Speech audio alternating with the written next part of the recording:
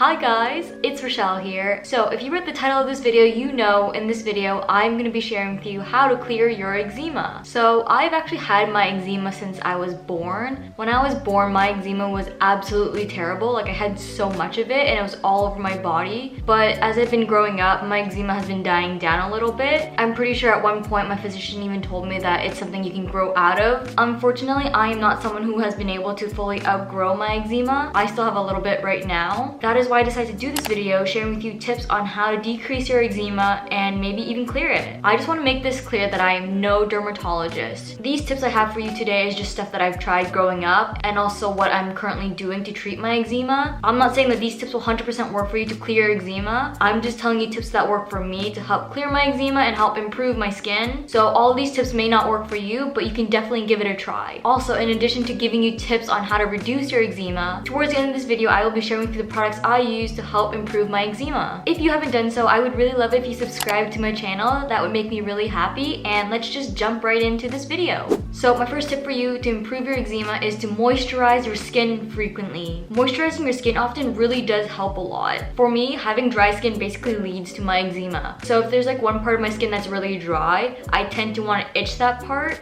and when I itch it, that's where eczema tends to form. So constantly moisturizing your skin helps decrease the dryness of your skin and therefore results in less itching of the dry areas of your skin to form eczema. Also, when I find that a part of my skin is itchy, when I get the urge to really want to scratch it, I usually put lotion on it immediately. I find that applying lotion helps soothe the sensitive area and it makes me want to scratch it less. Also, if you live in a climate with dry air like I do, then I cannot stress enough how important it is to moisturize often, just because the dry air in your climate also contributes to making your skin dry. This next point I'm going to share with you is harder said than done, but that is to do not scratch the irritated area. For me, I find that scratching is just out of habit, and scratching is actually what makes it worse. For me, it makes it more red, and when it starts to turn red because of my excessive scratching, that's when the irritated area starts to sting a little bit, and that's never a good feeling. Yeah, so to avoid the irritated area from turning red, try not to scratch it as much. One thing I do to prevent scratching is to cut my nails short. I never like to have long nails because I find that having long nails makes it easier to scratch. So whenever my nails get too long, I always trim them down so that it makes it harder for me to scratch. I tend to find that sometimes at night you scratch and you're not really aware that you're scratching just because you're sleeping, and that's what sometimes makes your eczema worse when you're unconsciously scratching. Depending on how bad your scratching is at night, my advice for you is to try wearing gloves. I personally don't do this anymore, but I used to do this when I was a kid, just because when I was younger I was unable to control my scratching, so wearing gloves to sleep helped prevent me from scratching in my sleep. My next tip for you is to apply bandages. Applying bandages to the irritated area really prevents yourself from scratching that area. What I do is I usually apply the bandages at night. So what I'll do is I'll put the ointment on the affected area, which I will be talking about later in this video. After the ointment, I'll put on the bandage. I kind of treat it like it's like a wound. The bandage really does help the ointment stay in its place, so that way it doesn't have to rub off on clothing or anything. The only thing I'll say about this tip is that when you apply bandages to the affected area, you will go through bandages like crazy. I actually do this method quite often, and the amount of times my parents roasted me for using up all the bandages in the house is a little insane. Another tip I'm going to give you to help improve your skin is to take vitamin C, B2, and B6 supplements. I don't know what these vitamins do for your skin at the top of my head, but I did research it, so I'm just going to read you what I researched. For vitamin C supplements, I take 2,000 milligrams per day. Vitamin C is an antioxidant, meaning it protects skin cells from damaging free radicals caused by UV exposure. It also inhibits melanin production in the skin, which helps to lighten hyperpigmentation and brown spots, even out skin tone, and enhance skin radiance. For vitamin B2 supplements, I take 50 milligrams per day. Vitamin B2 aids cell turnover and collagen maintenance, which protects the structural integrity of your skin, reduces inflammation, and speeds wound healing. For vitamin B6 supplements, I also take 50 milligrams a day as well. A vitamin B6 deficiency may result in skin rashes. The amount of supplements I take every day was actually given to me by my physician. Yeah, so those are the reasons why I take these vitamin supplements every single day. My next tip for you is to use unscented and fragrance-free soaps and lotions. Because of my eczema, I have sensitive skin, and I find that using scented lotions and soaps actually irritates my skin. It's just something about the fragrance in the product that that just doesn't satisfy my skin. I actually have been practicing this method for a very long time now. I have been using unscented lotions and soaps since I was a kid, and I have to say that this actually really works for me. Usually the products I use state that it's for sensitive skin, and a lot of the times these products also do say that they are dermatologist approved, tested, or developed. Although that only means that dermatologists have used or approved the product, I still find that these products with these labels do really work and help improving your skin a little bit. This next tip I have for you might seem really silly, but that is to wipe off sweat. This is one of the things where I'm not sure if this applies to everybody, but I know for me, when sweat lingers in an area of my skin, it sometimes irritates that area and makes me want to scratch it, so I try to wipe it off immediately to avoid scratching it. The next tip I have for you is to avoid applying makeup often. If you didn't know why I don't apply makeup often, now you know. Yeah, so personally I find that applying makeup does irritate my skin. Most of my eczema now is only on my face, and I find that when I apply makeup, it irritates the skin on my face and it forms the rashes. So I try to wear makeup as little as possible to prevent the rashes from forming. Again, this might not be the case for everybody, but this just might depend on the severity of your eczema. Now that I'm older, makeup doesn't really affect my eczema as much as it did when I was a kid. When I was younger, I would apply makeup for like dance or something, and when I would take it off, I would sometimes find eczema rashes forming on my skin, and those rashes actually really hurt. There was like one time when I was like 14 or something when half of my jaw had this huge rash and it hurt like hell. Yeah, so after that experience, I decided not to wear makeup as often, and my skin has definitely improved. The next tip I have for you is to make dietary changes. I actually researched this, and the internet told me that some inflammatory foods include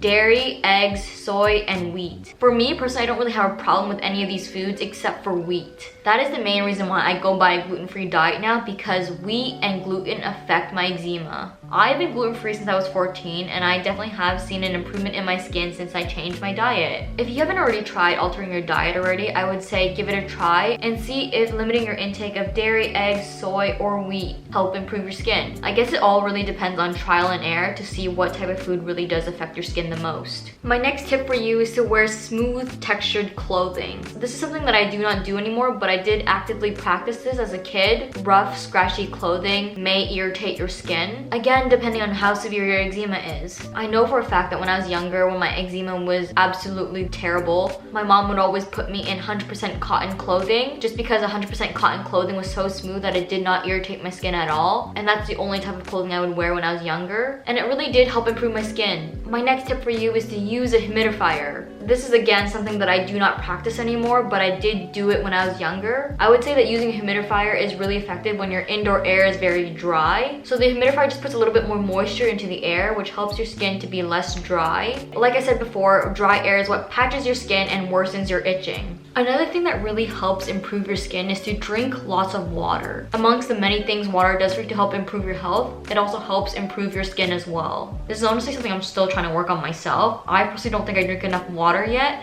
but I'm trying to drink more water to help improve my skin. The last tip I have for you to help improve your eczema is to manage your stress and anxiety. An increase in stress and anxiety is prone to worsen your eczema, so I would say to try to manage your stress and anxiety. Do whatever you need to do to decrease your stress and anxiety to help improve your eczema. Moving on to the second part of the video where I show you the products I use to help improve my skin. The first product I use is this Cetaphil Gentle Skin Cleanser. As you can see, this gentle skin cleanser is for the face and body, and it is labeled for sensitive skin. It is also labeled dermatologist recommended. This soap right here is unscented, and I find that it really helps with my skin, and that's why I've been using it for years. The main reason why I like it so much is because it doesn't react with my sensitive skin. The next product I use is this Lubriderm lotion. As you can see, it is labeled unscented and fragrance free as well, and it is also dermatologist developed. I use this lotion on my body and face, and what I really love about this lotion is that it has a really clean and smooth feeling. It's neither greasy or sticky, and that's what I really look for in a lotion. The next product I use is aloe vera. I use this when there's an area of my skin that's really itchy and really irritating. I'll just squeeze a little bit of aloe vera and rub it into that area just so that it soothes and cools it. Aloe vera only temporarily relieves the irritation. It does nothing to get rid of the eczema scar. Now I'm going to share with you creams and ointments that were prescribed to me by my physician. These are stuff you cannot buy in any drugstore. Since these are creams and ointments that were specifically prescribed to me, I'm not sure if they might work for you. I would would say to check with your physician to see if they are recommended for you,